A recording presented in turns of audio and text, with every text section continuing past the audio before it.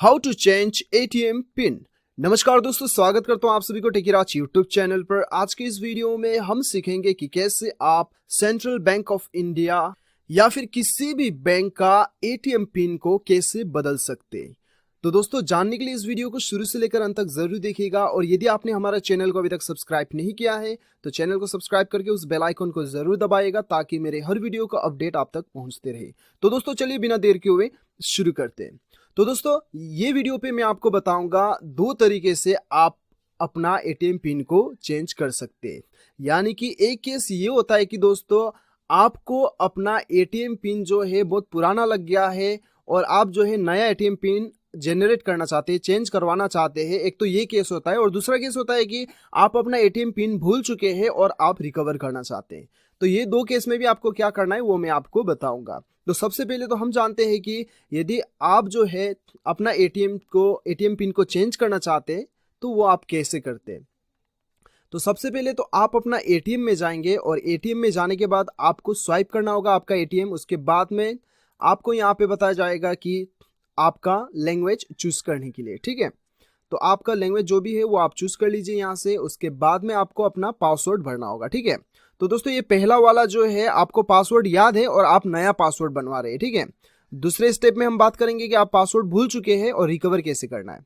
तो फिलहाल तो हम देखते हैं आपको यहाँ पे अपना पासवर्ड जो आपको अभी फिलहाल आपका पासवर्ड है वो भरना है। उसके बाद में आपको एंटर पे दबाना है।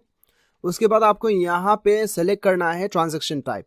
यहाँ पे पिन चेंज का ऑप्शन दिखाई दे रहा होगा आपको। जरूरी नहीं है कि यहीं पे दिखाई दे, यहाँ पे या फिर कहीं भी आपको दिखाई दे, पिन चेंज का ऑप्शन आपको क्लिक करना होगा, ठीक है। उसके बाद आपको यहाँ पे नया पिन आपको बनाना होगा। नया पिन आप जो भी बनवाना चाहते हो वो यहाँ पे भर दीजिए। उसके बाद फिर से वो पिन भरिएगा यहाँ पे। उसके बाद एंटर करने के साथ साथ आपका जो है पिन सक्सेसफुली चेंज हो जाएगा। तो दोस्तों ये तो था, आपको पासवर्ड याद ही था और दूसरा आप पासवर्ड बना रहे थे, ठीक है। पिन कोड याद था और नया पिन कोड आपने बना लिया।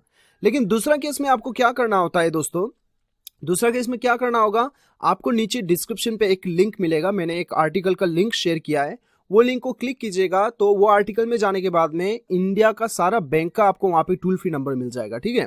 आपको क्या करना है, आपका जो भी बैंक का टोल फ्री नंबर है उससे आप कॉल कीजिएगा। कॉल करके कस्टमर केयर को बताइए कि आपको अपना एटीएम का जो है पिन जो है वो आपको चेंज करवाना है, आप भूल चुके हैं। तो वो केस में क्या होगा कि दोस्तों आपको एसएमएस सर्विस प्रोवाइड किया जाएगा। आपको एक नंबर दिया जाएगा जिस नंबर में आपका डेबिट कार्ड का यानी कि एटीएम कार्ड का लास्ट 4 डिजिट नंबर रहता है, वो नंबर आपको एसएमएस करना होता है, ठीक है।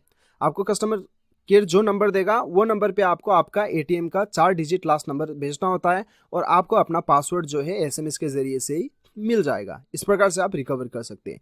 तो नीचे डिस्क्रिप्शन पे लिंक मिल जाएगा, वहां पे चेक करके लिंक क्लिक करके आप अपना टोल फ्री नंबर ढूंढ के आप कस्टमर को कॉल करके आपका एटीएम का पिन बदलवा सकते हैं। तो दोस्तों इस प्रकार से आप अपना बैंक का एटीएम पिन आसानी के साथ बदल सकते हैं। तो मुझे पूरा उम्मीद है कि आपको वीडियो पसंद आया होगा। वीडियो पसंद आए तो एक लाइक जरूर कीजिएगा, चैनल को सब्सक्राइब कीजिएगा, वीडियो को शेयर कीजिएगा। मिलते हैं अगले वीडियो में, अभी के लिए इतना ही। Till then bye bye, take care.